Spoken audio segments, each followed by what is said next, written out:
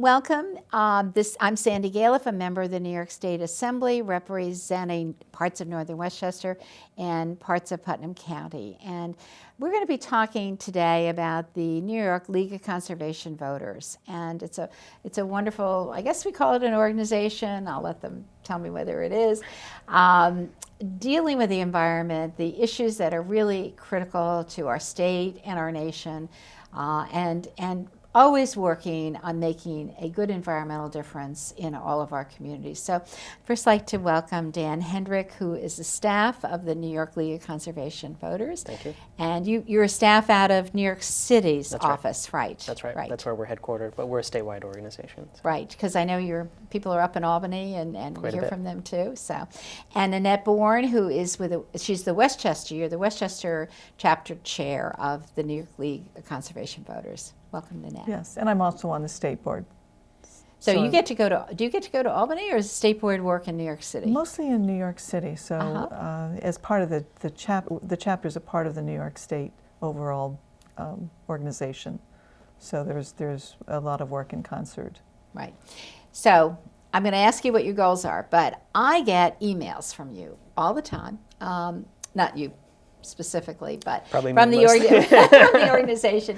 And it's so interesting because you're working on so many different aspects. I just looked at my email today, and you were talking about, I think it's East Hampton or Southampton, and East Hampton, and the community putting solar on so many different facilities. And then I saw there was an article about New York City and what your priorities are, and then one about New York State and how the budget is impacted for environmental issues. So you seem to have an interest in everything, and then beyond, obviously, in other parts of the state. Absolutely, So yeah. how do you develop a package of interest? I mean, do you just say, yes, I'm going to explore all of these different environmental issues, or do you prioritize? How do you go about doing this? Well, the first step is we sit down with our board members and many of our partner organizations and lawmakers like yourself to sort of get a sense of where the energy is going in any particular year. And then we develop, for example, on the state level, we've developed a policy agenda that in January, when the session opens, we have a document ready when people come to work that day that lays out a pretty broad vision. And I think in some ways that's what defines us as an environmental organization, is we like to think big. We have sort of a pretty big umbrella, big tent of issues. So we see sustainability reaching across categories from climate change to public health to sustainable economic development and much more, because all of these issues are integrated, as we've learned over the years. So sort of taking that comprehensive vision really helps to bring more people in. There's some people are interested in one issue or another, but sort of taking that holistic vision really helps to drive the discussion forward. So. It's really, I admire what you're trying to do. And Nanette, how long have you been involved since you've been on the board? I've been involved for over 10, 12 years, and I was on the original chapter for Westchester. I was the chapter board member, and then I became the vice chair and then the chair. And just to add to what Dan was saying, I mean, we have a very broad and diverse group of chapter board members as well as state board members, and they are very engaged. They're very passionate about environmental issues, and they email me about small, medium, and large issues that I will either forward to Dan or the League. And there's a good deal of vetting to go on to make sure that there's some quality control and veracity in the material that's provided. But the chapter board members provide a lot of the input that is included on the website and is provided to Dan.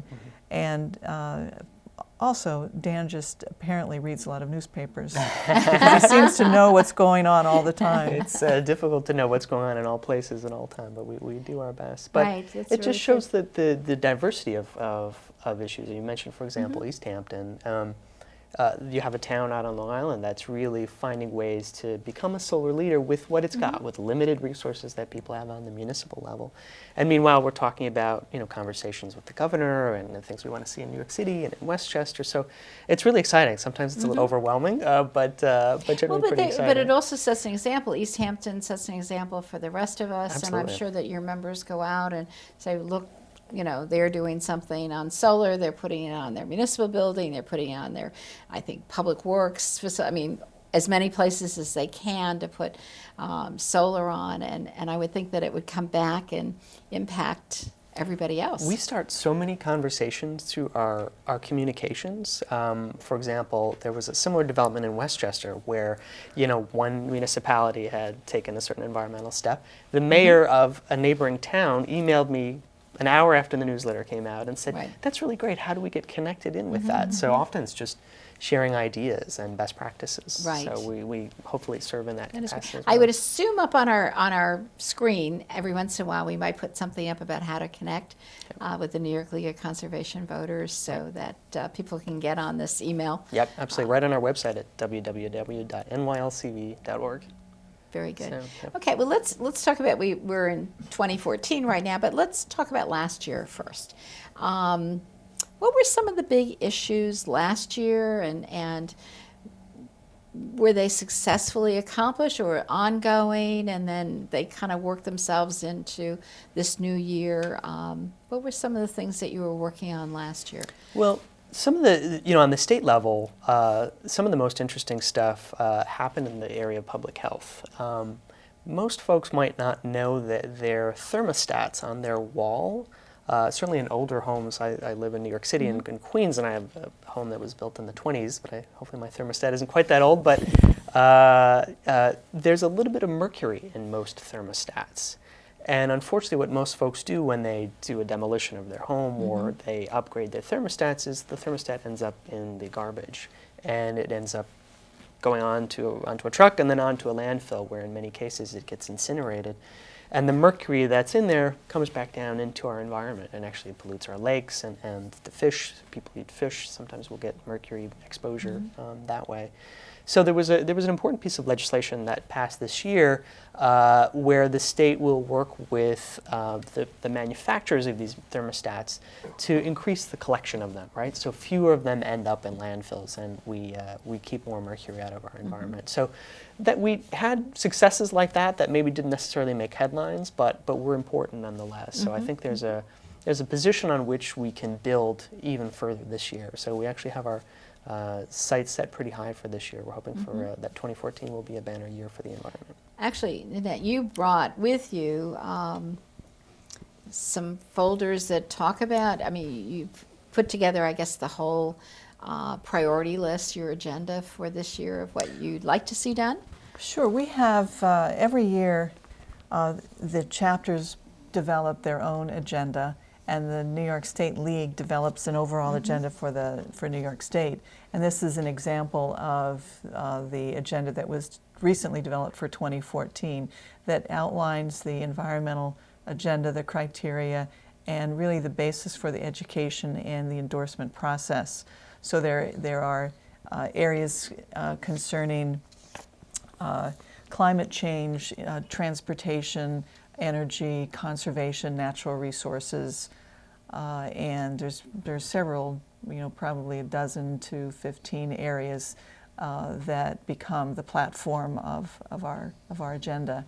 We have a similar blueprint that we develop every year for Westchester County, and it's the blueprint for a green Westchester County, where we take the New York State agenda and we really bring it down to the county level and discuss in more concrete and intimate terms what we anticipate we would like our legislators to be attacking and dealing with in terms of transportation-oriented development, climate change, various issues facing consolidation of community services and so on. Well, let's think about climate change. Is that the biggest overall issue, or maybe it isn't? But well, I think it should be, because I think climate change really affects more of what we all live with than we've ever understood before. And what Dan was talking about in terms of the thermostats is really important, but I think last year really brought home to all of us the impact that climate change is having on our communities, our economic development, our roads, our transportation systems, our infrastructure, the quality of our life. And I think that, certainly in the Westchester chapter agenda, a more focused point of view regarding mitigating climate change and extreme weather events will be a central part of our 2014 agenda. We actually have the governor has in the budget this year to be able to do better weather forecasting, actually, so that we have a greater knowledge of the storms that are coming through. But when you think of, I don't know how you can go through all these storms and not believe in some climate change myself, but there are probably people that don't believe in it yet. But we have had, with all of these superstorms, hurricanes, cold winter weather, we've had so many dramatic changes that have impacted, as you said, our transportation system, the bridges in upstate New York that kind of fell apart, the roads demolished, people's homes. I think about Staten Island and homes that were just taken away with the flooding that came in. So just even looking at Westchester County or the state of New York, what are some of the things that we need to do to address this whole issue of climate change? If I could, there are really two parts of it. First you have to address the root causes of climate change and then the effects of climate change. And they really go hand in hand. On the root causes side, it really is looking at things like energy efficiency, increasing transportation-oriented development, really seeking these alignments where, something can be good for the economy, but at the same time can really have an environmental benefit in terms of reducing emissions. I think there's a lot of energy right now to address the effects of climate change, and the governor's budget that just came out recently, that is a really important part of it. The real question is sort of the investments, are they the right investments? Are they the best ones for the long term?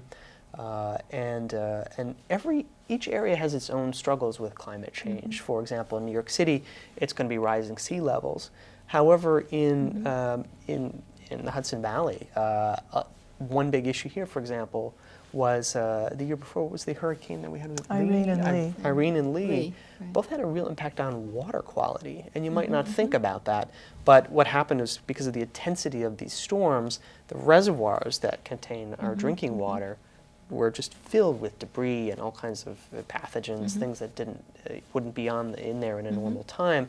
So we're seeing sort of these unusual aspects, or sort of it's brought some unanticipated consequences. So, we need to have sort of a set of solutions that address the different challenges that we're facing with climate change. So I suppose is one our goal for more energy efficiency and use of renewables? We keep, I guess, enhancing the goal in the state of New York, maybe not, and it's hard to, it's difficult to reach, I guess. Is that one of the major thrusts, or just Absolutely. one of many? Yeah, it's definitely one of many, but it is a really critical one. And the great thing about the energy piece is, right now, when we flick on our switch or we put gas in our car, so many of our energy dollars actually go out of state. If we're able to focus more on developing in-state energy resources, such as wind power and especially solar energy, there's a real opportunity to create jobs, to keep our energy dollars within New York State, and at the same time have this benefit of cleaner air and fewer emissions. And the governor's actually made some really interesting, with the legislature's assistance, of course, has made some really important investments in solar in recent years, and they're exciting. But New York still, we haven't quite reached the level of being a leader on the issue. And we're looking at states like California, states like Oregon, other states that have really managed to sort of leapfrog New York on this issue, and states that are, Oregon is just as cloudy as New York State Right, is, so right. we have a lot of potential with some focus to do more work there. Right, we really do. Let's talk a little bit about the transportation aspect of it all. I mean, we live in an area where we have pretty good mass transportation, I would say, in this part of the state. Nanette, you're probably, well, Dan came up by train from the city. And, you know, you're in the White Plains area, and I don't know whether you're at the railroad station periodically. I am. Frequently. Not all the time. Frequently. Yes. Frequently. And, you know, we do have that wonderful rail system here. What more should we be doing, and should we be adjusting some of that on our rail system to make it even better for our atmosphere? Well, both the infrastructure itself is one component, just to harden it up against events that close it down. But there's also a land use pattern which is spoken about in both the New York State agenda as well as the Westchester agenda, talks about transit-oriented development and making sure that we use those systems that are already in place. And that's where the population density should match the availability of resources, not sending people out into the rural areas, but really concentrating them back, building vertically, in reinforcing our water and sewer capacity, and making sure that we don't overpark, that we acknowledge that there are a lot of shared trips, and you don't have as many cars and you don't need as many parking spaces, shared trips, shared parking. And we really hope that the leaders and the municipal officials will make adjustments to their zoning and their entitlement process to make that easier to attain for the communities to really enhance the quality of life for living in a city. I guess that's a lot of work, isn't it? I mean, because we had this suburban sprawl. Everybody kind of left. Not in New York City. Everybody's in the urban. Although there's movement, I mean, even in New York City, and rehabilitation of certain areas and so on. But for Westchester and, well, Putnam is a little bit different that I represent, but in Westchester, so many of our community moved out of the city, out of the downtown village.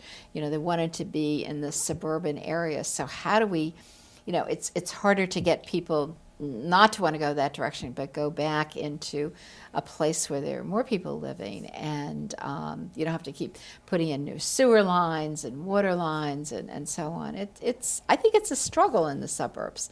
Well, I think it's an interesting kind of offshoot of that is trying to maintain the energy and the future of our communities so that we don't have a youth flight.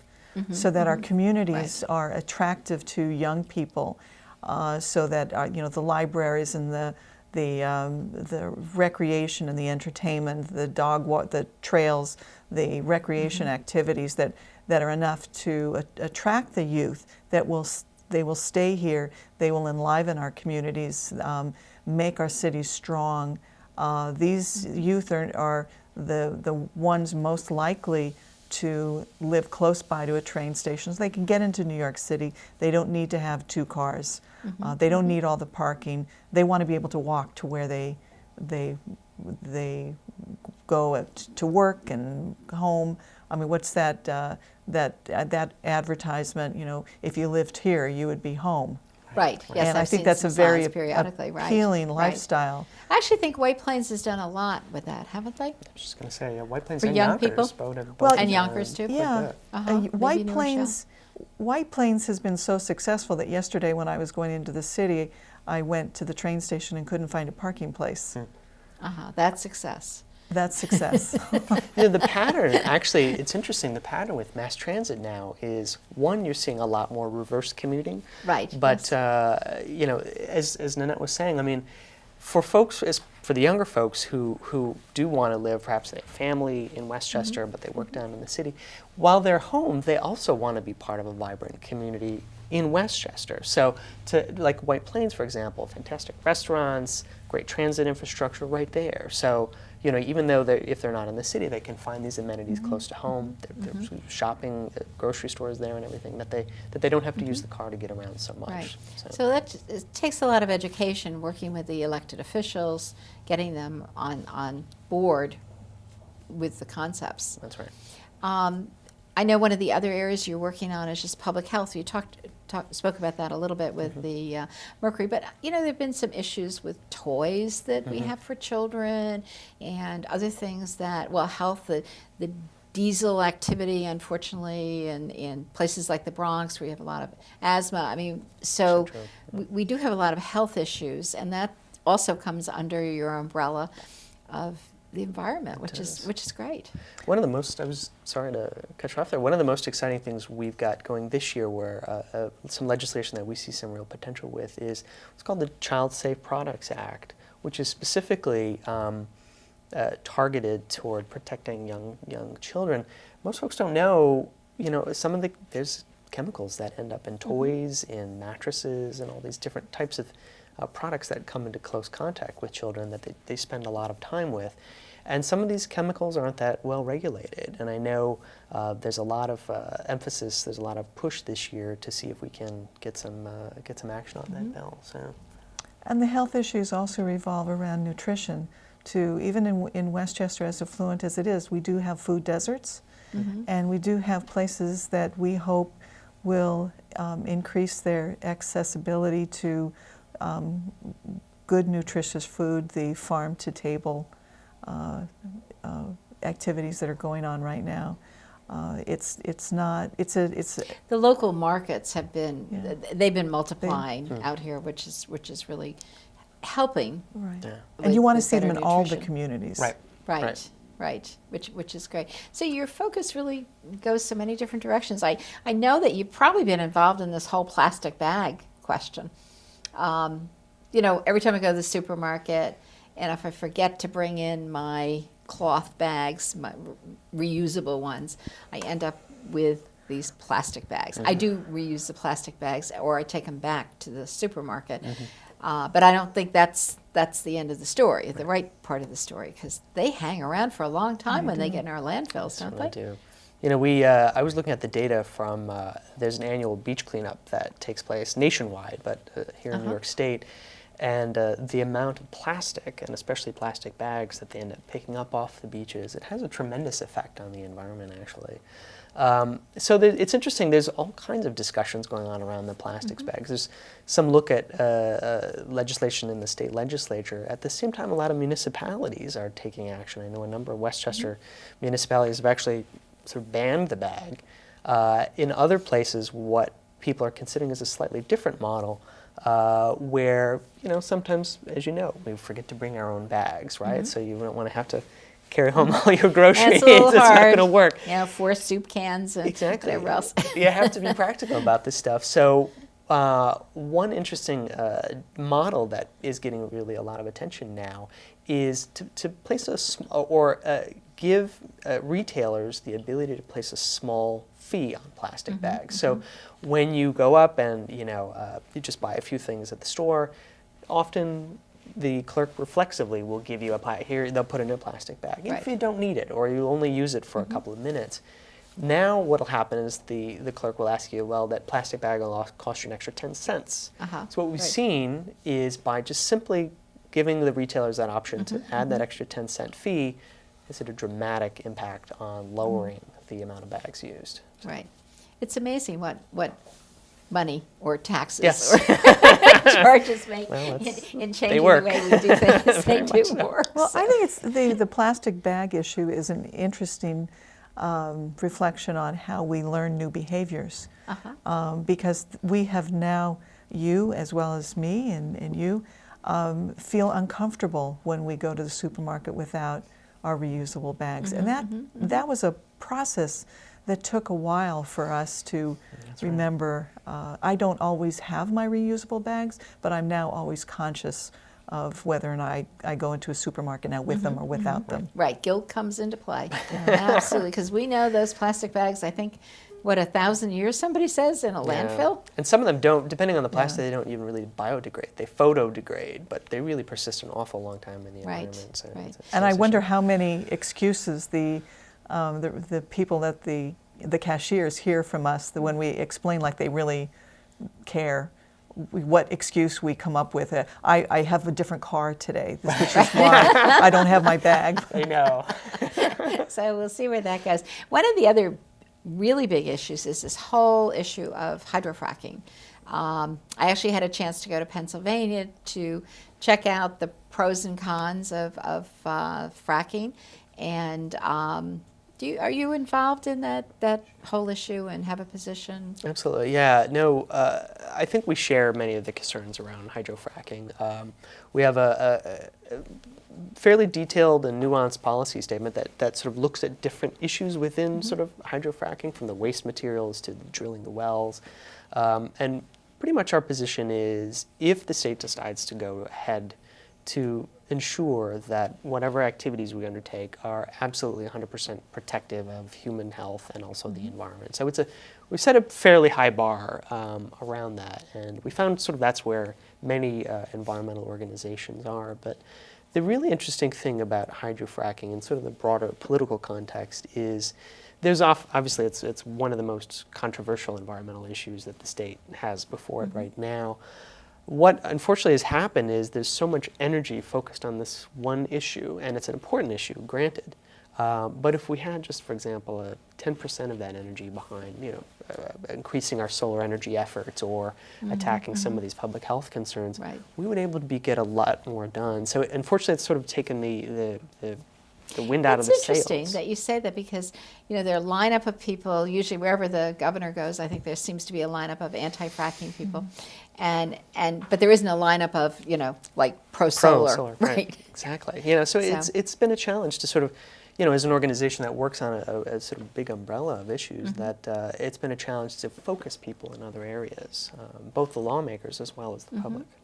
Well, we haven't covered all of the areas, but I just want to kind of conclude with, you're the New York League of Conservation voters, and you support candidates at election time, and I believe you're nonpartisan.